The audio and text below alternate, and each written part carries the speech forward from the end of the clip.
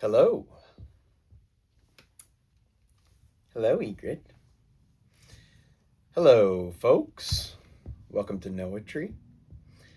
I have been putting together a docket of poems concerning spring and blooming, etc., which I hope is nearly complete and will get to you post haste.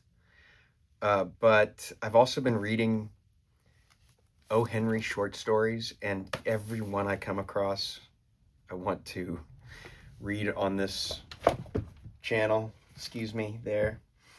But the one that I just read earlier today, I just said, okay, no, never mind that one.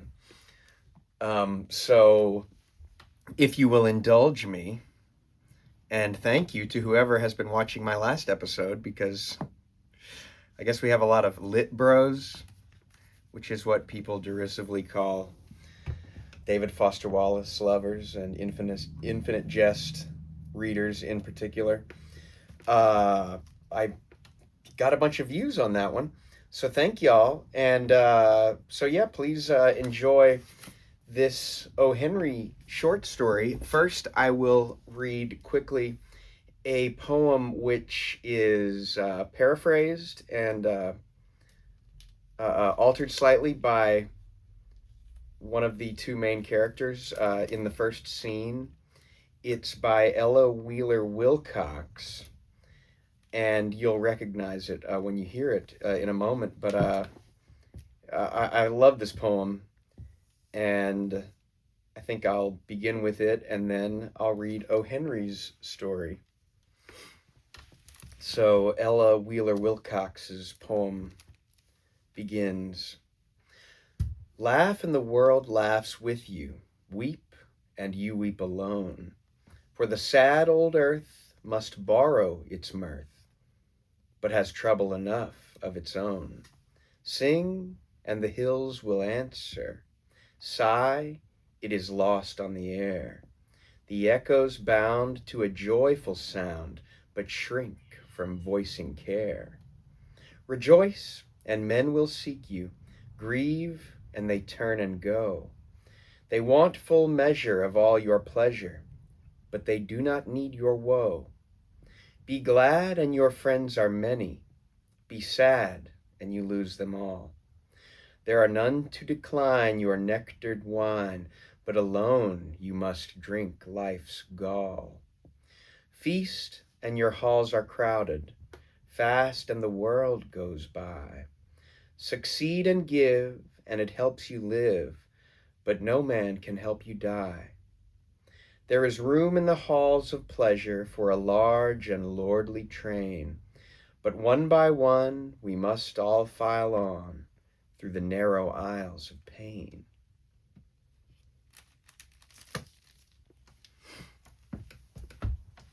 Which feels more apt with another one of the stories of O. Henry's that I would like to read. I still might. I might do it after this, but yeah, this story just struck me. It's called, oh, excuse me. This is called The Count and the Wedding Guest by O. Henry, and this one is from his collection entitled The Trimmed Lamp, which was published in 1907. One evening when Andy Donovan went to dinner at his Second Avenue boarding house, Mrs. Scott introduced him to a new boarder, a young lady, Miss Conway. Miss Conway was small and unobtrusive. She wore a plain, snuffy brown dress, and bestowed her interest, which seemed languid, upon her plate. She lifted her diffident eyelids and shot one perspicuous, judicial glance at Mr. Donovan, politely murmured his name, and returned to her mutton. Mr. Donovan bowed with the grace and beaming smile that were rapidly winning for him social, business, and political advancement, and erased the snuffy brown one from the tablets of his consideration. 2 weeks later, Andy was sitting on the front steps enjoying his cigar. There was a soft rustle behind, and above him, and Andy turned his head and had his head turned. Just coming out of the door was Miss Conway. She wore a night black dress of oh, this thin black goods. Her hat was black, and from it drooped and fluttered an ebony veil, filmy as a spider's web. She stood on the top step and drew on black silk gloves.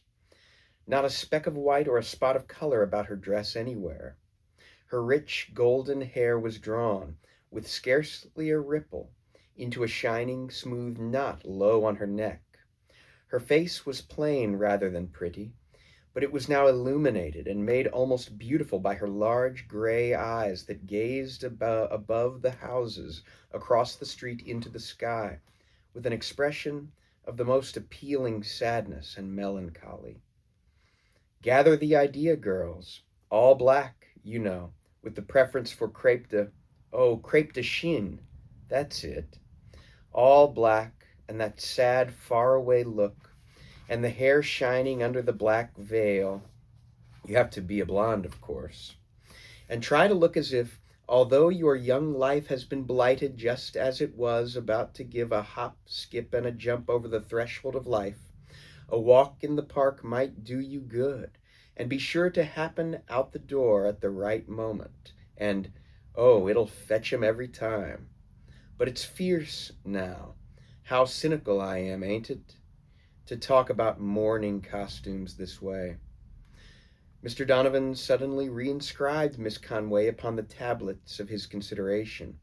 He threw away the remaining inch and a quarter of his cigar, that would have been good for 8 minutes yet, and quickly shifted his center of gravity to his low-cut patent leathers. "It's a fine, clear evening, Miss Conway," he said, and if the Weather Bureau could have heard the confident emphasis of his tones, it would have hoisted the square white signal and nailed it to the mast. "To them that has the heart to enjoy it, it is, Mr. Donovan," said Miss Conway with a sigh. Mr. Donovan in his heart cursed the fair weather. Heartless weather. It should hail and blow and snow to be consonant with the mood of Miss Conway. "I hope none of your relatives, I hope you haven't sustained a loss," ventured Mr. Donovan. "Death has claimed," said Miss Conway, hesitating, "not a relative, but one who... But I will not intrude my grief upon you, Mr. Donovan." "Intrude?" protested Mr. Donovan. "Why, say, Miss Conway, I'd be delighted. That is, I'd be sorry. I mean, I'm sure nobody could sympathize with you truer than I would." Miss Conway smiled a little smile, and oh, it was sadder than her expression in repose. "Laugh and the world laughs with you. Weep and they give you the laugh," she quoted. "I've heard that, Mr. Donovan. I have no friends or acquaintances in this city, but you have been kind to me, and I appreciate it highly." He had passed her the pepper twice at the table. "It's tough to be alone in New York. That's a cinch," said Mr. Donovan. "But say, whenever this little old town does loosen up and get friendly, it goes to the limit. Say you took a little stroll in the park, Miss Conway. Don't you think it might chase away some of your mullygrubs? And if you'd allow me..." "Thanks, Mr. Donovan. I'd be pleased to accept of your escort, if you think the company of one whose heart is filled with gloom could be any ways agreeable to you." Through the open gates of the iron-railed old downtown park, where the elect once took the air, they strolled and found a quiet bench. There is this difference between grief of youth and that of old age. Youth's burden is lightened by as much of it as another shares. Old age may give and give, but the sorrow remains the same. "He was my fiancé," confided Miss Conway, at the end of an hour. "We were going to be married next spring. I don't want you to think that I am stringing you, Mr. Donovan, but he was a real count. He had an estate and a castle in Italy. Count Fernando Mazzini was his name. I never saw the beat of him for elegance. Papa objected, of course, and once we eloped, but Papa overtook us and took us back. I thought sure Papa and Fernando would fight a duel. Papa has a livery business in Poughkeepsie, you know. Finally, Papa came round all right and said we might be married next spring. Fernando showed him proofs of his title and wealth, and then went over to Italy to get the castle fixed up for us. Papa's very proud, and when Fernando wanted to give me several $1,000s for my trousseau, he called him down something awful. He wouldn't even let me take a ring or any presents from him.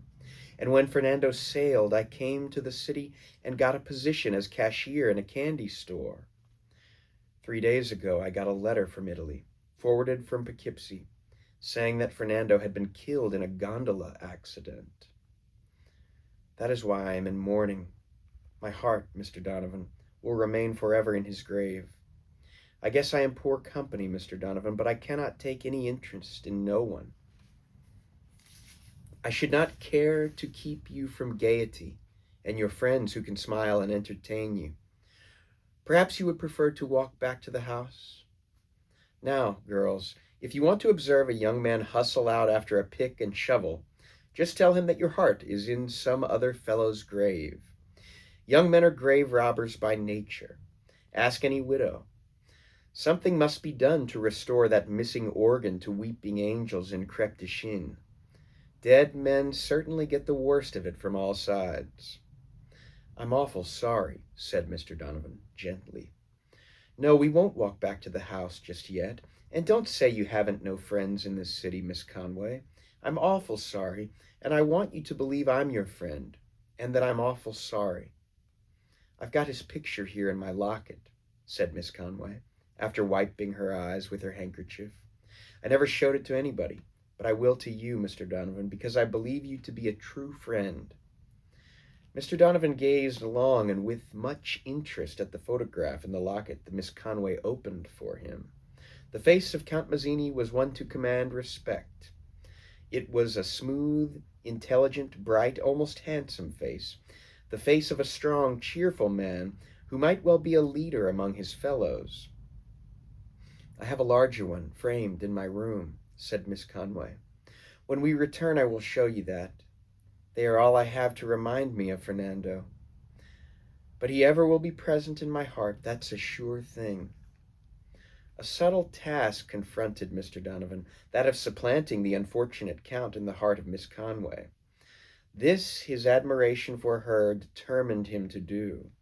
But the magnitude of the undertaking did not seem to weigh upon his spirits. The sympathetic but cheerful friend was the role he essayed, and he played it so successfully that the next half hour found them conversing pensively across 2 plates of ice cream, though yet there was no diminution of the sadness in Miss Conway's large gray eyes. Before they parted in the hall that evening, she ran upstairs and brought down the framed photograph wrapped lovingly in a white silk scarf. Mr. Conway surveyed it with inscrutable eyes. He gave me this the night he left for Italy, said Miss Conway. I had the one for the locket made from this. A fine-looking man, said Mr. Donovan heartily. How would it suit you, Miss Conway, to give me the pleasure of your company to Coney next Sunday afternoon? A month later they announced their engagement to Mrs. Scott and the other boarders. Miss Conway continued to wear black. A week after the announcement, the two sat on the same bench in the downtown park while the fluttering leaves of the trees made a dim kinetoscopic picture of them in the moonlight. But Donovan had worn a look of abstracted gloom all day. He was so silent tonight that Love's lips could not keep back any longer the question that Love's heart propounded. What's the matter, Andy? You are so solemn and grouchy tonight. Nothing, Maggie. I know better. Can't I tell? You never acted this way before. What is it? It's nothing much, Maggie. Yes, it is, and I want to know. I'll bet it's some other girl you are thinking about. All right.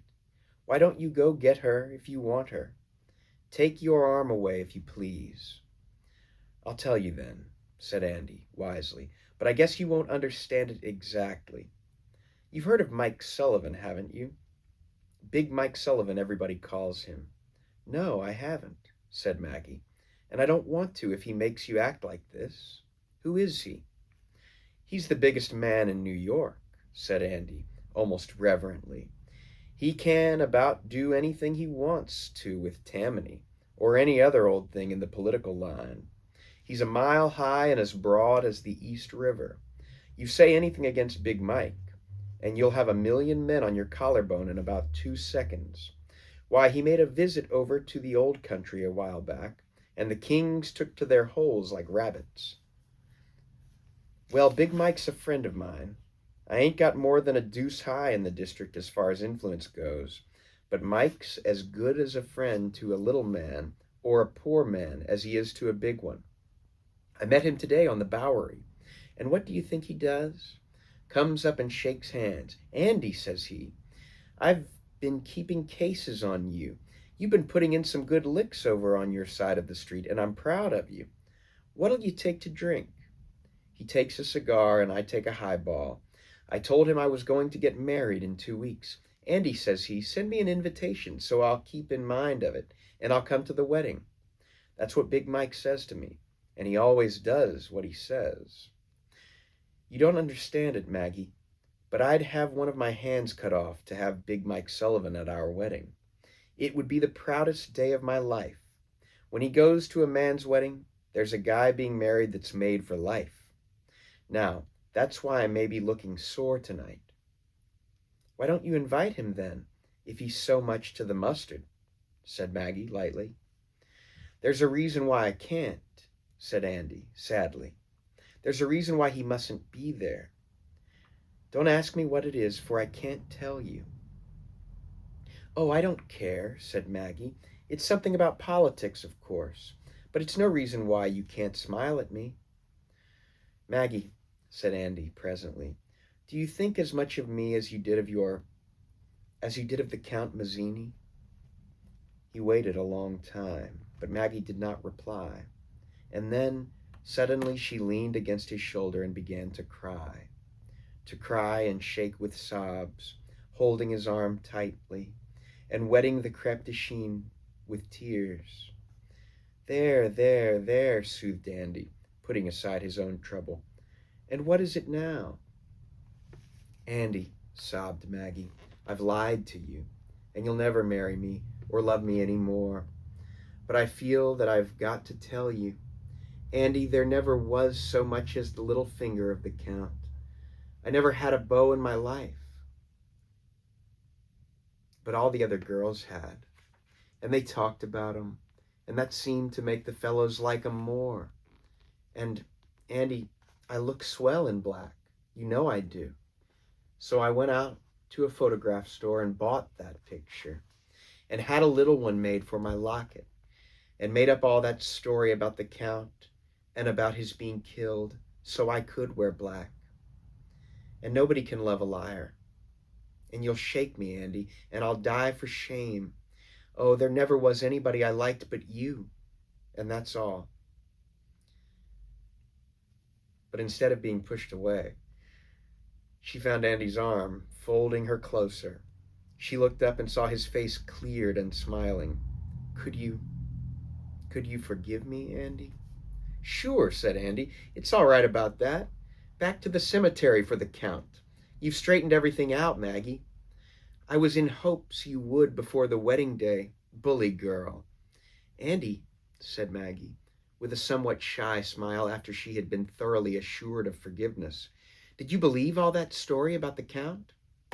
"Well, not to any large extent," said Andy, reaching for his cigar case, "because it's Big Mike Sullivan's picture you've got in that locket of yours." Oh, God.